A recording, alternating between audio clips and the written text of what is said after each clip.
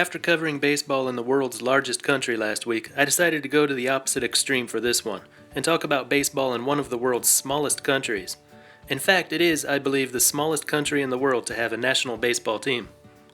I'm talking about Palau, a Pacific island nation with an estimated population of just 18,000, smaller than most of the towns you all are watching from. Unlike all the other countries I've talked about recently, in Palau, baseball is the number one sport. So here we're not talking about baseball trying to get recognized in a land where it's hardly known. Baseball has a long history in this small country, and is a well-known sport among its inhabitants. What's really fascinating though is how it's mostly disconnected from the rest of the baseball world. It's not a factory for the MLB or NPB systems, nor do they hope to be. For almost a century they've been playing mostly just among themselves, which has enabled them to develop a baseball culture unique to this small nation. So baseball in Palau is completely different from any other country I've covered on this channel.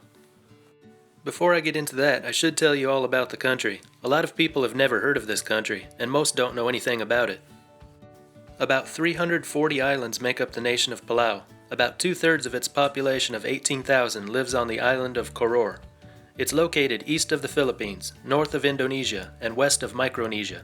It has a tropical rainforest climate with year-round warm temperatures, high humidity, heavy rain, and frequent typhoons.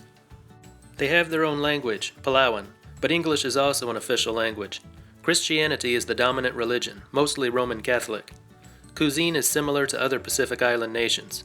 GDP per capita is 17,000, which is higher than most of its neighbors. Tourism is one of its biggest industries, with diving and snorkeling being extremely popular there. Baseball is the top sport, but, like almost anywhere else on Earth, soccer is also very popular. And now, to understand how they became Catholic English-speaking baseball players, we have to look at their history. In the 16th century, Palau became part of the Spanish Empire. After Spain's defeat in the Spanish-American War, the islands were sold to Germany in 1899.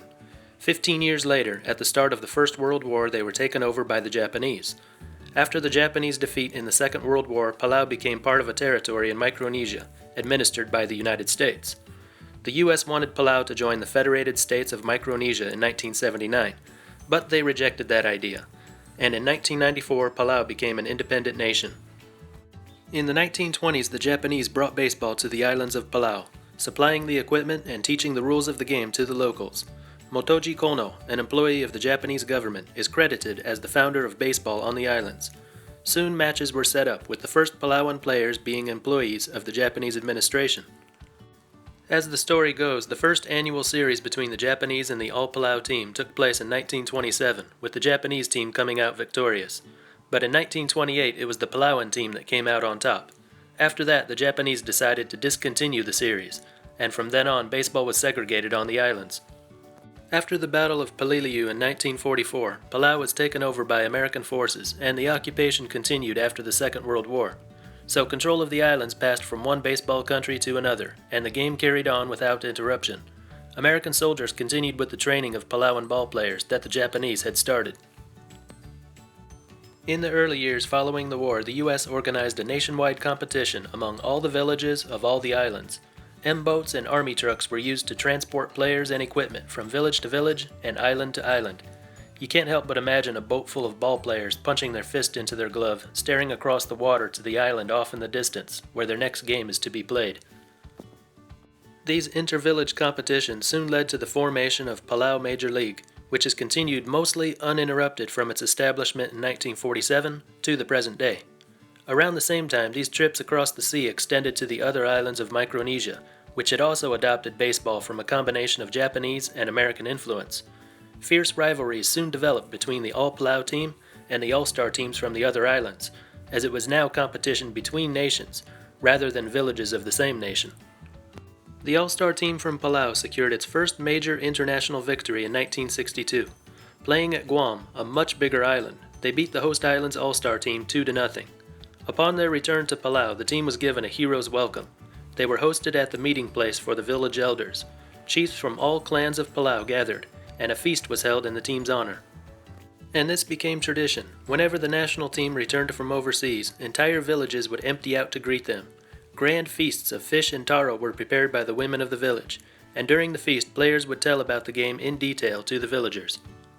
In 1969, Palau's national baseball team participated in the first ever Micronesian Games, a multi-sport event involving nations and states in the region. The second edition of the Micronesian Games did not take place until 1990 in Saipan, where the Palauan team won the gold. They won it all again in 1998 and 2010. 10 teams take part in the Micronesian Games. Palau had never finished lower than third until the last edition in 2018, when they were fourth. The next Micronesian Games will be held in 2022 in the Marshall Islands.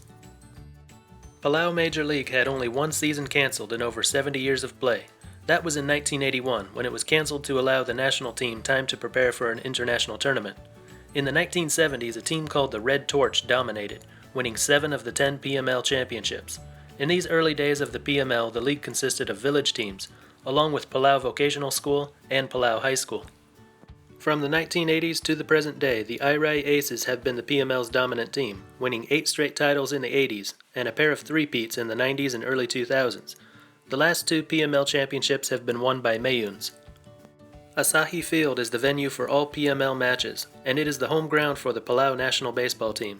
This ball field was renovated in 2020 thanks to a $500,000 donation from Nippon Foundation of Japan.